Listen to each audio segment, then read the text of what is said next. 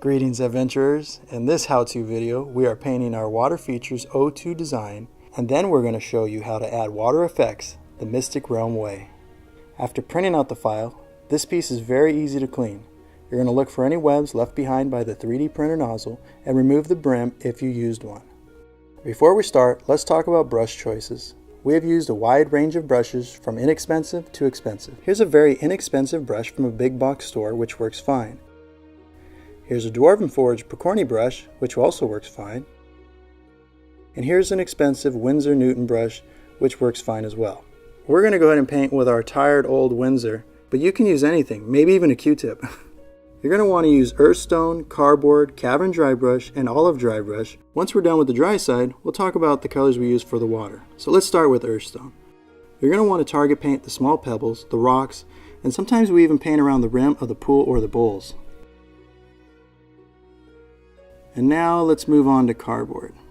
With Cardboard, you're going to want to target paint the stalactites and the stalagmites. Also look for any stalagmite stumps that might be in the pools. You can also paint some of the rocks on the outside of the pool as well. Now keep in mind, on the side of this piece, there's a little niche that has a little bit of the stalagmites, so be sure to hit those as well. Use the side of your brush and just slide over the detail area. It's okay to be a little bit splashy here, because that's actually how it looks in the natural.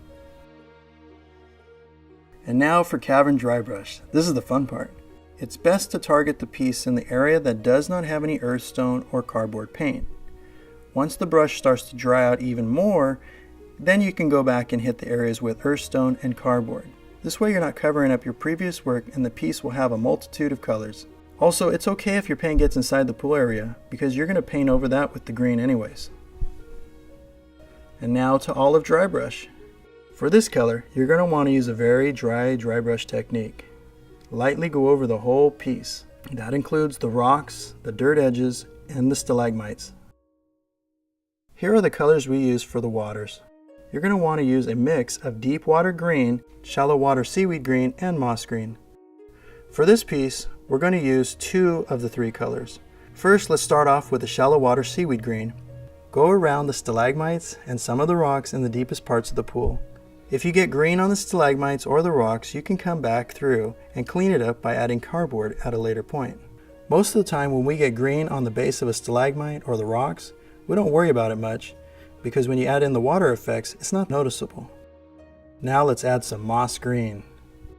You're going to use this moss green color around the inside rim of the bowl. Now that the two greens are in the pool area, you're going to blend them by adding water to your brush and tapping the moss green so that it either mixes or transparently covers the sea green color below.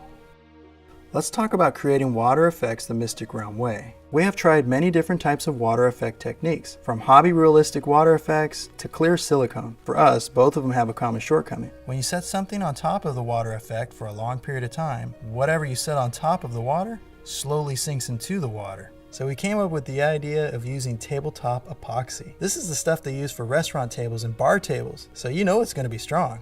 This stuff can be found on eBay and the vendor's direct website. We'll add a link into the description below. This stuff is pretty easy to use. Just add equal amount of volume to a container and mix together. We usually mix until the epoxy is clear. You're going to find a lot of bubbles as you mix, but that's not a problem. The bubbles usually rise to the surface and very quickly see themselves out. Adding bubbles to the water is much more trickier. But don't worry, we're going to show you something on that a little bit later. We're told that not all mixing bowls are accurate. We're going to recommend wearing gloves, eye protection, air filter mask, and have good ventilation if you're going to use this technique. Here's a little tip. Use a small cup to transfer some of the epoxy into. We found it easier to work with. The amount we made was more than enough to do 2 full 30-piece sets. Here you can see how clear the epoxy gets and all the tiny bubbles. Now let's add epoxy.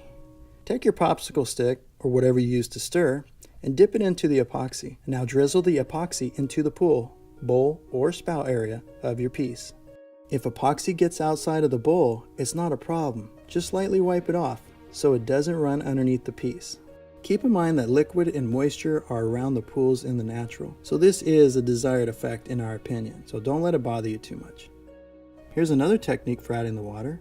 As stated before, transfer some of the epoxy into a small container. Set your piece down take your popsicle stick or stir stick, pour the epoxy onto the stick, letting it drizzle down into the pool, bowl, or spout. And the last technique is messy. Just pour directly out of the small container onto your pool, bowl, or spout. If you put too much epoxy into one pool, or spilled on your piece, take your popsicle stick and push the epoxy around into different areas. Or you can dip it into the pool with too much epoxy and drag it to a pool with less epoxy. Also, be sure to push the epoxy to the edge of the rim of the bowl or the pool. This will cause the green that is not underwater to look like it's part of the pool itself, even if the water level is lower in the pool. Now let's talk about adding a bubble. We recommend heading over to a craft store and looking for a marble that is flat on one side. Paint the flat bottom with a bluish color, and in our case, we're going to use Dwarven Forge's Bubbles Blue. Set the marble somewhere in the piece and pour in the epoxy. If you want your bubble to pierce through the surface of the water, then you're going to have to raise it up. One way to raise it up is to put another marble underneath it. Another thing you can do is add epoxy to the pool, but only go halfway up. Wait for the epoxy to firm up, then paint in some bubbles, then add another layer of epoxy over that. This is a really cool effect because the bubble will start to cast a shadow under the pool below it. Now to show you what that looks like, take a look at this piece. In this piece we actually did 3 layers of resin and we used a bubble. Looks fantastic. Okay adventurers, we hope you found this video informative. Make sure you head over to our website and subscribe to our newsletter to be notified when we release new 3D terrain designs. And hit that subscribe button to be notified when we release new YouTube videos.